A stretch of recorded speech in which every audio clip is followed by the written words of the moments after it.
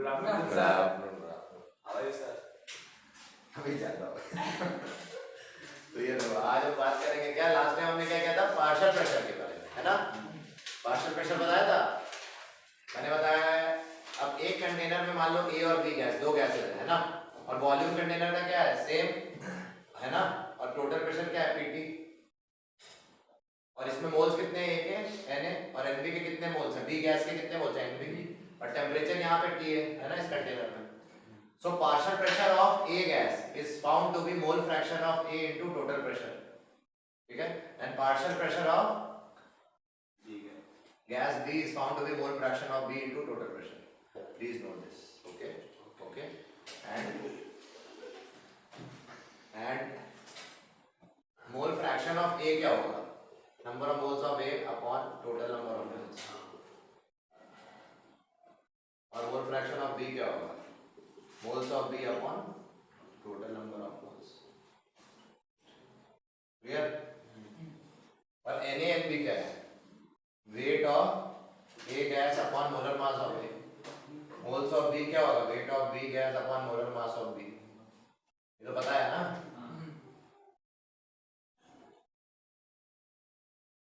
अभी क्या कर रहा है, प्रूफ ऑफ डाल्टन्स लॉ। तो हम बोल सकते हैं जो गैस ए के लिए अगर हम बात करें PAV इक्वल टू NaRT, हाँ या ना, क्योंकि V कांस्टेंट है, T कांस्टेंट है ना, A और Na और PA चेंज हो रहे हैं, और B के लिए ऐसे लिख सकते हैं NbRT, हाँ या ना, देख लो, चेक कर लो सही किया है। अरे मैंने सही तो किया ही होगा, है ना, मैं तो सही करता ही हूँ। ये बताओ, और टोटल प्रेशर क्या होता है, डाल्टन्स लॉ क्या कहता है, PA प्लस PV, ये बताया था डाल्टन्स लॉ मैंने लास्ट टाइम, डाल्टन्स लॉ बताया था मैंने, कहाँ बताया था, और ये सब जो हम पढ़ रहे हैं ये किसके अंदर पढ़ रहे हैं भाई, डाल्टन्स लॉ पार्शियल प्रेशर के अंदर पढ़ रहे हैं, ठीक है। तो ये देखो डाल्टन्स लॉ क्या कहता है कि जो ये टोटल है ना, ये सम ऑफ द गैसेस होगा, है ना, प्रेशर। अब सुनो ध्यान से देखना, अगर मैं डिवाइड कर दूं PA इस इक्वेशन को किससे, अरे PA प्लस PV है ना, तो इसको मैं डिवाइड कर दूं क्या मिलेगा बताओ, PA बाय PT क्या हो जाएगा, PA अपॉन PT क्या हो जाएगा, हाँ, Na upon Na plus NB, हाँ या ना, कैसे, क्योंकि टोटल अपॉन टोटल, हाँ टोटल है ना, इस PA को, अरे PA B को उधर भेज दो और फिर डिवाइड कर दो तो यही आएगा। और PB को कैसे लिख सकते हो, PB by PT, NB by Na plus NB। बस। तो अब तुम्हें पता है, जब डिवाइड किया तुमने तो ये मिला कि नहीं, और इसको क्या बोलते हो, मोल फ्रैक्शन ऑफ A बोलते हो ना, इसको क्या बोलते हो, मोल फ्रैक्शन ऑफ B। तो इससे हमने प्रूव कर दिया क्या, PA is equal to mole fraction of A into total pressure, और इससे प्रूव किया PB equal to mole fraction of B into total pressure.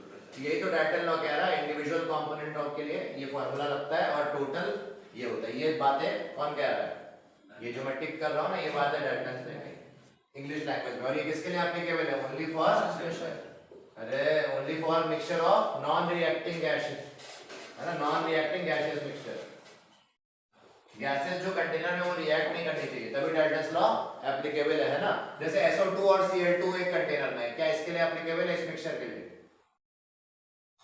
नहीं एप्लीकेबल है, क्योंकि रिएक्ट कर जाती है, ठीक है। तो ऐसा क्वेश्चन आता है, इसलिए तो याद रखना Dalton's law of partial pressure only applicable for non reacting, हां मतलब ये फार्मूले कब एप्लीकेबल है, जब वो नॉन रिएक्टिंग गैसेस हो,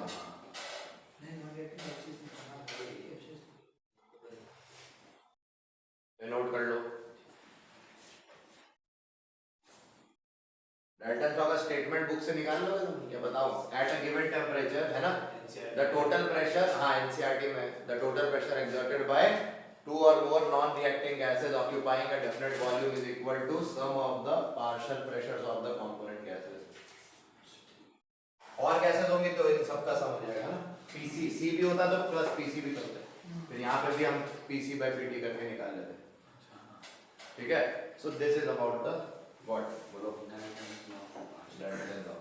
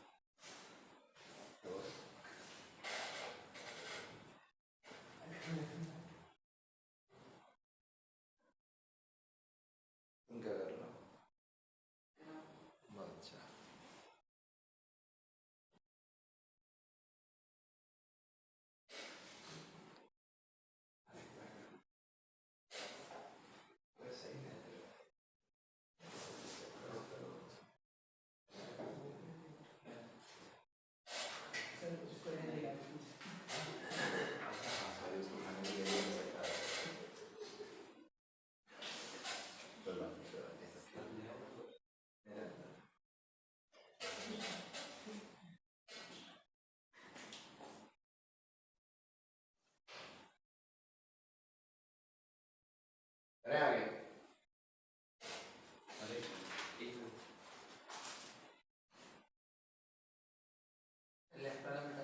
क्वेश्चन कैसे आएगा, W दिया होगा, Na निकालना, Nb निकालना, फिर मोल फ्रैक्शन निकालना, उसके बाद PFP भी निकालना, इस टाइप का क्वेश्चन आता है। आप एक ही बोल रहे हो। हाँ, डेटा दिया होगा मान लो WA और WB का, या बोलेगा 20% A है तो कितना 80% B होगा ऑब्वियसली एक मिक्सचर में। तो 20 ग्राम इसका मानोगे, 80 ग्राम इसका, मोलर मास जो भी गैस होगी उसका डाल देना, मोल्स निकालना, मोल्स का मोल फ्रैक्शन निकाल लेना, टोटल प्रेशर दिया होगा पीटी सवाल में, तो पीए का पूछेगा पार्शियल प्रेशर ऑफ ए निकालो तो निकाल लोगे इस फॉर्मूला से, पार्शियल प्रेशर ऑफ बी पूछेगा निकालना है ना, इस टाइप के क्वेश्चन आते हैं। करेंगे ना इंग्लिश में होंगे ना तो उससे हाँ हाँ 100% क्वेश्चन आएगा इसमें सेम ऐसे। एनसीईआरटी में शायद क्वेश्चन नंबर 19 इस पे बेस्ड, देख लेना एक बार चेक कर लेना, क्वेश्चन 19 एनसीईआरटी वो तो क्वेश्चन कॉम्पिटिशन में आता है कि भाई तुम्हें दे देंगे हाइड्रोजन ऑक्सीजन, क्या रिएक्ट करते हैं नॉर्मल रूम टेम्परेचर पे, नहीं ना, एक कंटेनर में डाल तुमने रिएक्ट करेंगे, पर SO2 Cl2 कर देंगे कैसे, तो वो पता होना चाहिए कौन से रिएक्शन करते हैं कौन से नहीं करते। अरे आगे मिटा दें।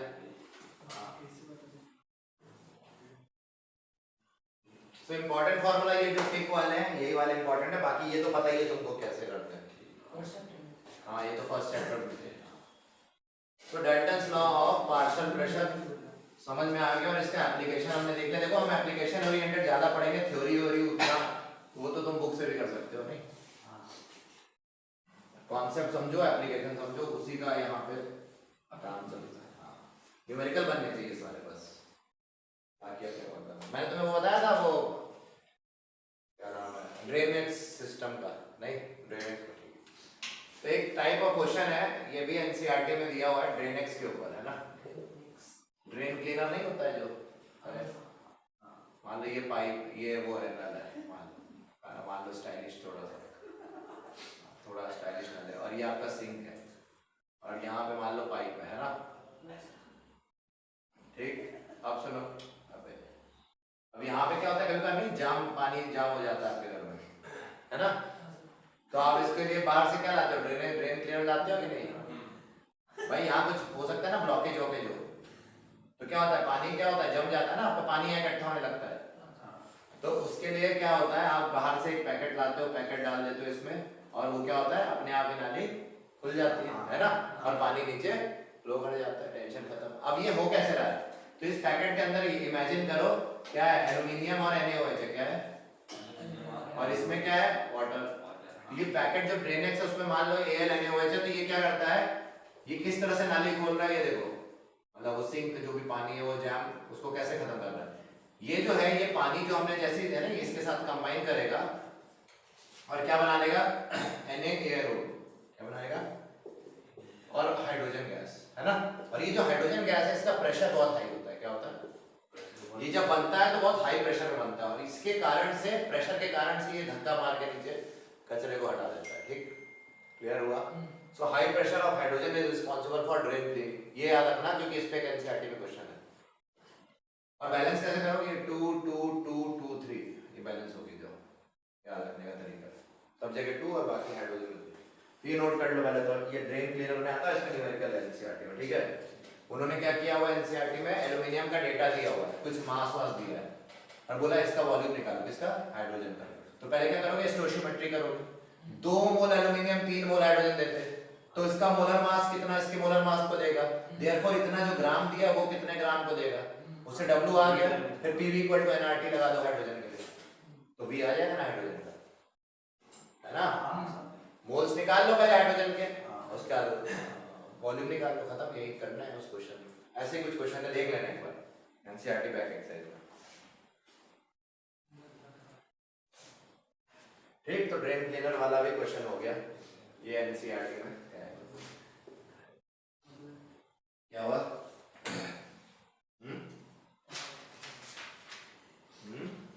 एक और क्वेश्चन देखो एनसीईआरटी में, एनसीईआरटी का एक और क्वेश्चन, क्या हो गया लिखना है, लिखो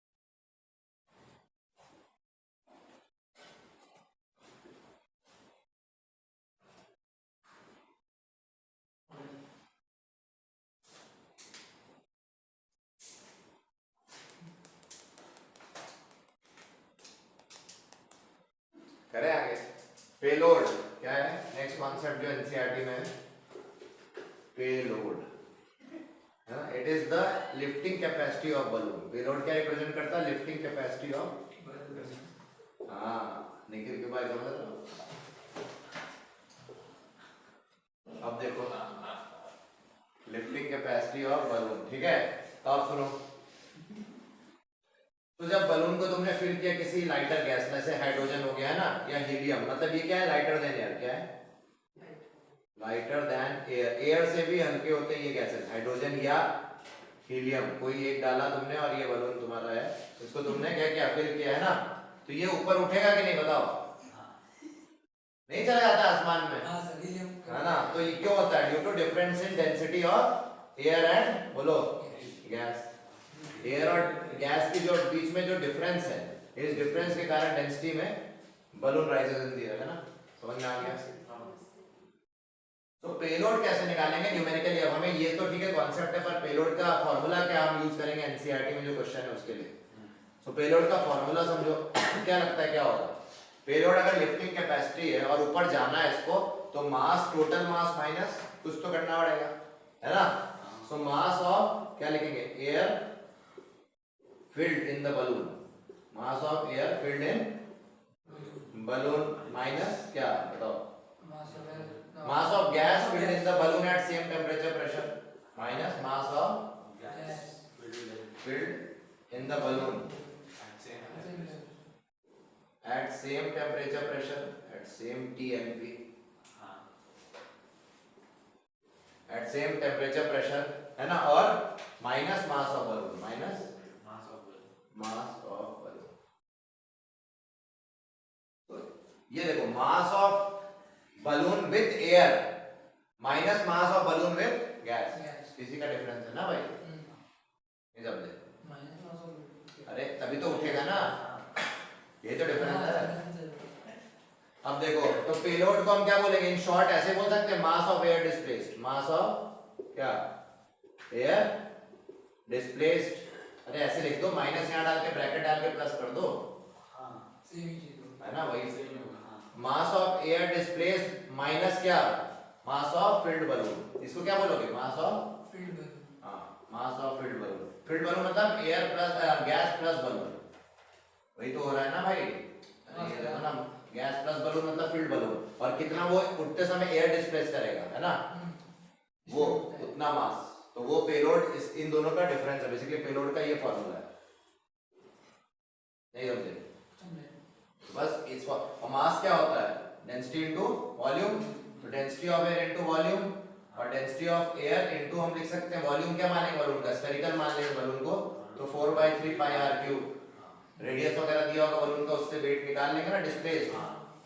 और मास ऑफ बलून कैसे निकालेंगे, सिर्फ इतना, सिर्फ पहले मास ऑफ गैस कैसे निकालेंगे, PV = nRT करके निकाल सकते हो, और मास ऑफ बलून दिया होगा हो सकता है सवाल में 100 कुछ, है ना, देख लेना, तो उस तरह से तुम निकाल सकते हो। बेसिकली मैं तुम्हें बता दिया कि कैसे करना है, तो ये सवाल को अब एनसीईआरटी के पीछे दिया, ट्राई करना, ये फॉर्मूला लगेगा उससे, ठीक है, नोट करो।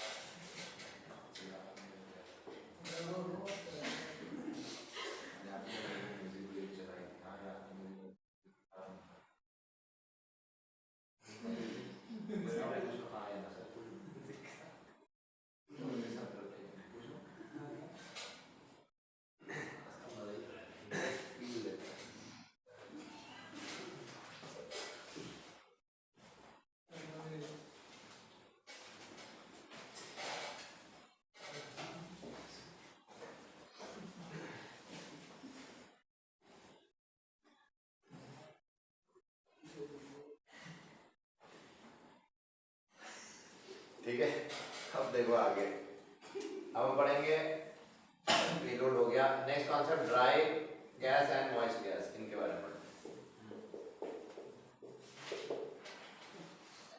ठीक है। तो ये volume under moist condition is given, then volume of dry gas can be calculated, है ना।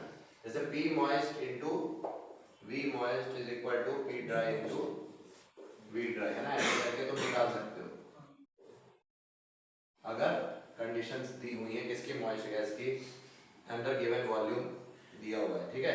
अब हम ऐसे लिख सकते हैं प्रेशर ऑफ ड्राई गैस। देखो पहले ये छोड़ो, तुम ऐसे समझो, एक हमारे पास कंटेनर है, ठीक है, सुनो, सुन रहे हो, और इस कंटेनर में क्या था, कुछ गैस हमने डिसॉल्व करी, ठीक है, मान लो इधर से कनेक्ट करके, ठीक है, मान लो इसको ऐसे कुछ ओपनिंग हमने ऐसे कर दी, ठीक है, गैस डिसॉल्व करी हमने, इधर से गैस पास करी, इधर डिसॉल्व करे। अब सुनो, ये गैस क्या होगा, ये राइज हो सकता है, करे, है ना, और ये यहाँ पे आ जाए, तो जब यहाँ पे जब ये कलेक्ट होगी, गैस के मॉलिक्यूल जब यहाँ कलेक्ट होंगे, तो वो वाटर, मान लो वाटर है, तो वाटर के थ्रू निकल के ऊपर आए ना, अरे हाँ या ना, तो ये मॉलिक्यूल में क्या होगा, इनका खुद का मास होगा, साथ साथ वाटर भी एडेड है, तो उसका जो प्रेशर लगेगा उसको बोल दिया, इनका क्या होगा, प्रेशर ऑफ मॉइस्ट गैस बोल दिया। मॉइस्ट गैस समझ में आया, क्या बोल सकते हैं, मॉइस्ट गैस क्या होगा, प्रेशर ऑफ मॉइस्ट गैस क्या हो सकता है, is equal to pressure of dry gas जो ओरिजिनली रहा होगा, है ना, यहाँ पे जो हमने पास किया वो ड्राई गैस था, है ना, प्लस एक्वस टेंशन, वाटर का जो प्रेशर होता है उसको क्या बोलते हैं, वेपर प्रेशर, या इसको वेपर प्रेशर भी बोल रहे हैं, ठीक है। So pressure of dry gas plus vapour pressure बोल सकते हैं, या aqueous tension.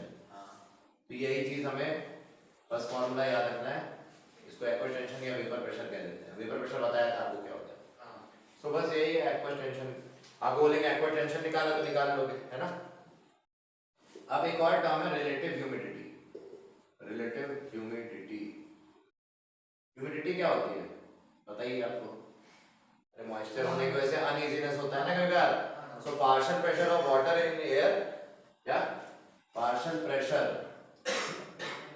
Of water in air, air के अंदर वाटर जो पार्शियल प्रेशर लगा रहा है वो upon vapour pressure of water, ये जो रेशियो है इसको बोलते हैं relative humidity with respect to the total vapour pressure, उसका एयर में कितना पार्शियल प्रेशर है, ठीक है, जितना होना चाहिए था उससे उसके रिस्पेक्ट में कितना है, समझ में आया कि नहीं।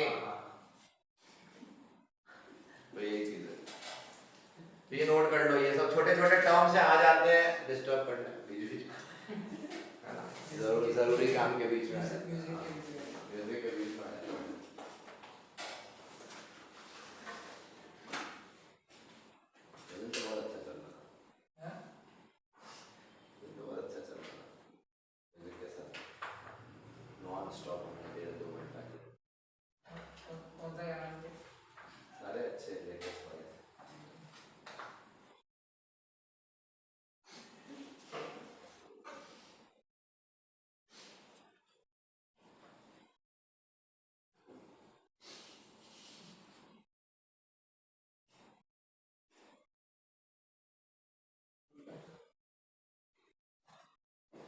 जो एक्वस टेंशन है वो 760 mm हो जाता है 100 डिग्री पे, एट 100 डिग्री, ये याद रखना। एक्वस टेंशन अगर 100 डिग्री पे है तो 760 mm है।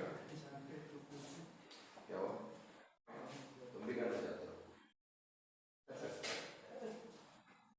और उसके लिए तुम्हें परमिशन चाहिए,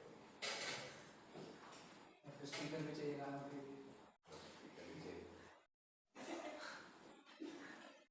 जैसे तुमने डाल्टन्स लॉ देखा ना, वो किसके लिए एप्लीकेबल था, पार्शियल प्रेशर। वैसे ही एक होता है उसी का भाई एमेगाट्स लॉ, क्या, एमेगाट्स लॉ, ये पार्शियल वॉल्यूम के लिए होता है। किसके लिए होता है, पार्शियल वॉल्यूम, पर इसका कोई मैथमेटिकल सिग्निफिकेंस नहीं होता, इसलिए हम इसको नहीं पढ़ेंगे। इसमें न्यूमेरिकली नहीं आते हैं जनरली, भाई आते डाल्टन्स लॉ पे, डाल्टन लॉ से चुरा के क्या कर दिया, पार्शियल वॉल्यूम, तो उसने अपना बना लिया था, पर इसका कोई प्रैक्टिकल तुम नहीं देखोगे, मैथमेटिकल सिग्निफिकेंस ही है, मतलब सिंपल सा इसका वो है, डे टू डे लाइफ में तुम इसको फील कर नहीं पाओगे, एक्सपीरियंस, इसलिए अब वो तो जरूरी है। बताएं एमेगाट्स लॉ, बताएं क्या, अरे भाई टोटल वॉल्यूम देख लो ना, Vt क्या हो जाएगा, फिर इसी तरह से Va plus Vb and so on, जैसे पीटी था वहां पे, बस यहाँ PT पीटी आ है, जाएगा कॉर्पोरेशन का बस। जो- और वीए क्या हो जाएगा, N A R T by P, VA क्या हो जाएगा NA N into R T by P. उसी तरह वीबी क्या हो जाएगा, N B R T by P. ये हमें गेट्स लॉ से आ रहा है, एंड सो ऑन। बस इतना याद रखो तुम, बस और ज्यादा दिमाग में लगाओ, इतना आना चाहिए हमें गेट्स लॉ, बस इतना ही पढ़ो पूरा। ये बुक में होता नहीं है, आरसी मुखर्जी में दिया और कुछ कॉम्पिटिटिव वाली बुक्स में मिल जाता है, ऐसा कोई इतना इंपॉर्टेंस नहीं है, ठीक है, पता होना चाहिए।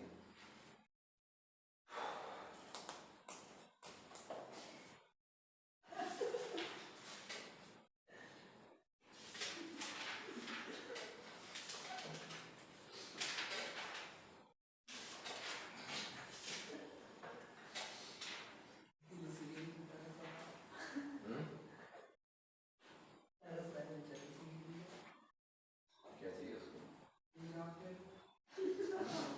क्या बोले, कंट्रोल नहीं कर पाते।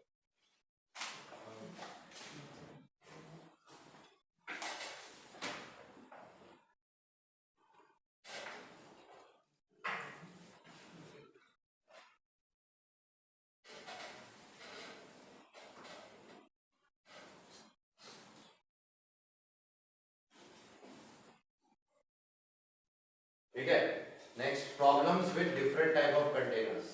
प्रॉब्लम्स रिलेटेड विद, क्या बोलो, Different types of content. Different types of containers. भाई अलग अलग कंटेनर, अलग अलग एक्सपीरियंस है कि नहीं?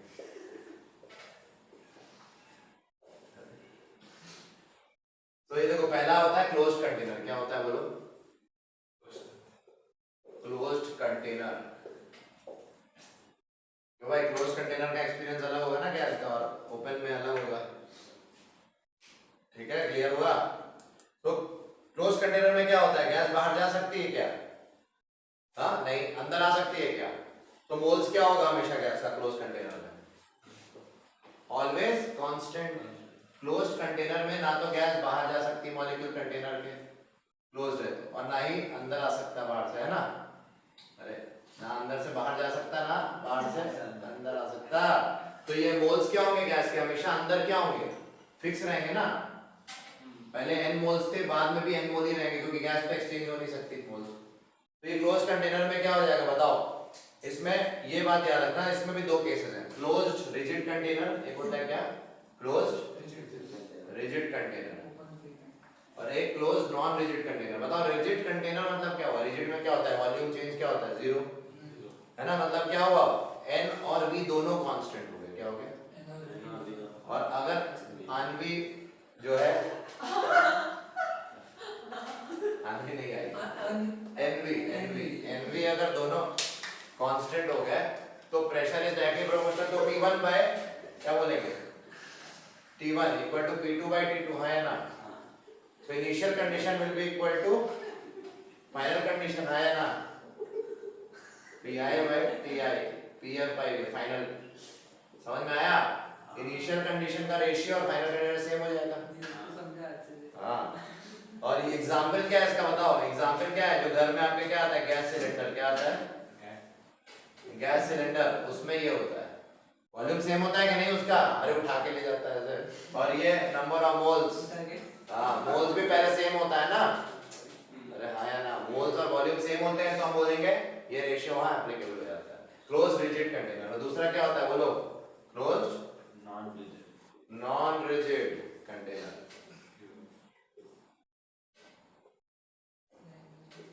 नॉन रिजिड कंटेनर बताओ जरा, नॉन रिजिड में क्या होगा, क्या वॉल्यूम कांस्टेंट होगा, नहीं ना, अरे नहीं होगा। Fitted with freely movable piston, इसका इसमें एक और बात याद रखना, इसमें क्या होता है, फिटेड विद फ्रीली या मूवेबल पिस्टन, तभी तो वो वॉल्यूम चेंज हो सकता, मतलब ये चेंज हो पाएगा। नॉन रिजिड तभी तो बोलेंगे, यहाँ पे क्या था, कोई मूवेबल पिस्टन नहीं लगाई थी, तो गैस एक्सपैंड करे चाहे कंप्रेस करे, कुछ भी बाहर अंदर नहीं जा सकता। यहाँ पे एक्सपैंड करेगी गैस तो क्या होगा, पिस्टन मूव कर सकता है। तो यहाँ पे नॉन रिजिड हो गया ना, तो वॉल्यूम चेंज हो रहा है कि नहीं लगातार। So in this kind of container, what is always constant? The pressure inside equal to pressure outside. ठीक है, क्या बोलेंगे, प्रेशर इनसाइड द कंटेनर, इस टाइप के सिस्टम में हमेशा क्या होगा, प्रेशर आउटसाइड, क्योंकि वो मूवेबल है, नॉन रिजिड है, तो ये अपने आप को बैलेंस करेगा ना एटमॉस्फेरिक प्रेशर के साथ, आया ना। सो एटमॉस्फेरिक प्रेशर के बराबर होता है आउटसाइड प्रेशर, मतलब atmospheric pressure, outside pressure is atmospheric pressure. और एन और पी फिर क्या हो जाएंगे, कांस्टेंट, एन क्या हो गया, पी के साथ क्या हो गया, कांस्टेंट। और जब एन और पी कांस्टेंट होता है तो क्या होता है, बोलो, वॉल्यूम ही चेंज होगा ना।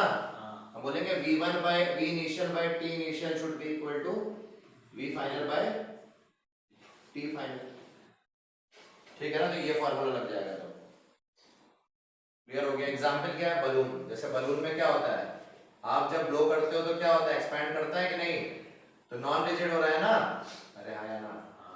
और दूसरा एग्जांपल वाटर बबल, बबल भी जो एक्सपैंड कर सकता है। इस टाइप की चीजें जो है वो क्या होती है, नॉन रिजिड, और इनमें ये रेशियो जो है कांस्टेंट होता है, ठीक है। ये हो गया क्लोज्ड कंटेनर का केस। अब हमें ओपन कंटेनर करना है नेक्स्ट, ये नोट करो पहले। कंपटीशन में ओपन कंटेनर पे काफी क्वेश्चन आते हैं।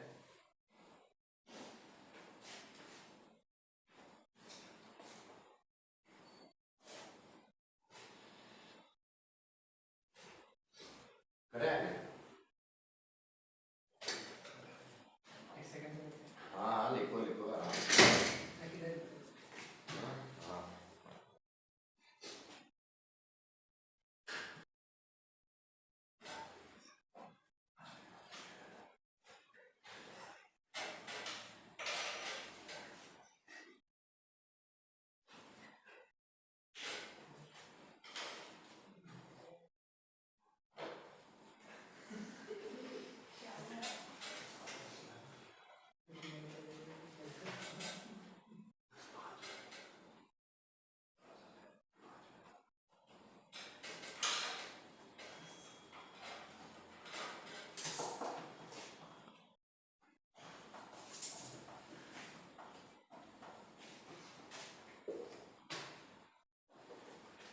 या बोलो तो आज ही और करा दे, पूरा करा दे नेक्स्ट।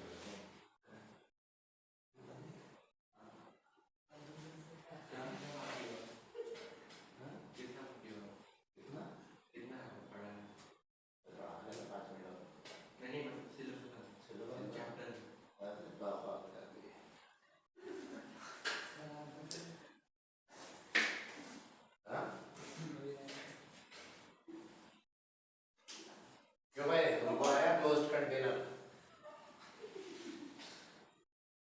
ये ओपन कंटेनर पसंद है?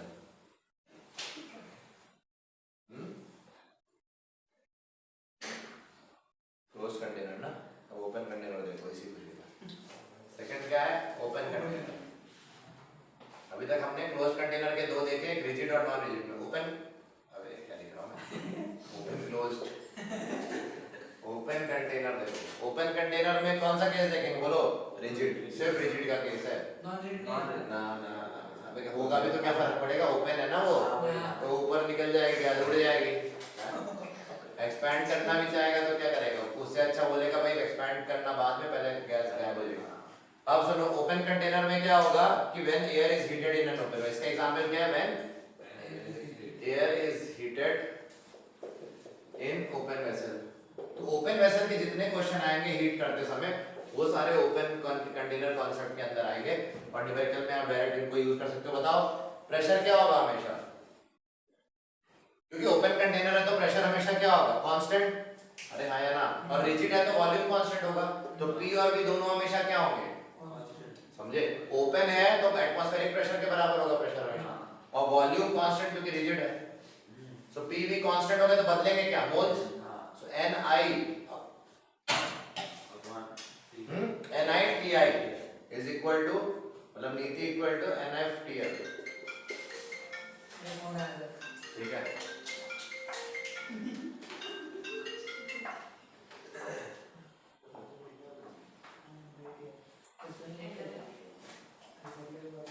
ठीक है, N I T I equal to N F T F, note करो, ठीक है। सो ओपन वेसल कॉन्सेप्ट में समझ में आया? ओपन वेसल में क्या होता है? NiTi इज इक्वल टू क्या? NFTF। ठीक है, तो ये प्रोडक्ट कांस्टेंट होता है मोल्स और टेम्परेचर का, और इस पे न्यूमेरिकल आ जाते हैं। वेरी इंपॉर्टेंट फार्मूला फॉर जब भी ओपन वेसल कॉन्सेप्ट देखो एंड हीटिंग, तो ये लगा दो फार्मूला, आंसर आ जाएगा। ठीक, बोलेंगे परसेंटेज कितने गैस इवॉल्व एस्केप हुई, तो तुम क्या करोगे? Ni/NF कर देना, या ऐसे करके Ni/NF इक्वल टू क्या लिख सकते हो इसको? TF/Ti है ना, तो दोनों तरफ 1 माइनस कर देना। तो इनिशियल पहले ज्यादा जो भी मोल्स थे तो फाइनल में वो देख लेना, माइनस माइनस करके जो भी रेशियो आएगा उससे तुम इनटू 100% कर देना मैग्नीट्यूड उसका, तो तुम्हें आ जाएगा कितनी गैस इवॉल्व हो गई, निकल गई है ना, विद रिस्पेक्ट टू कितना परसेंटेज। ठीक है, ये तो क्या मैथमेटिकल, इसको अभी उड़ा दो, तुम बस इतना याद रखो। ये तो तुम सवाल देख के बनाओगे ना, क्या करना है तुम्हें। क्लियर? अरे इसको लिखोगे ना NF - Ni अपॉन NF, और इसको लिखोगे Ti - TF अपॉन 1। इसका एक्चुअली उल्टा करना था हमें, इधर से -1 करना। ठीक, क्या करना? इधर -1 करना, तो इधर Ni - NF upon Ni initial के रिस्पेक्ट फाइनल के रिस्पेक्ट में आ जाएगा। तुम क्या तो इसको फ्लिप करके वैसे कर सकते हो, है ना, जो भी निकाला वो, मतलब सवाल जिस तरह का है उस टाइप की मैथ्स करनी है वहां पे। ठीक है, अपने मन से कुछ भी नहीं करना, जैसा सवाल पूछो। ठीक है, अब मैं बस बता रहा हूँ तुम्हें सोचने का तरीका कि जब भी परसेंटेज या फ्रैक्शन बोले तो तुम इस टाइप से कर सकते हो, -1 दोनों तरफ ऐड कर दो। ठीक, तो वो कहाँ करना है, किस तरह करना है, वो तुम सवाल देख के बता सकते हो। ठीक है, तो ये हो गया तुम्हारा ओपन वेसल कॉन्सेप्ट का भी कॉन्सेप्ट, नोट करो।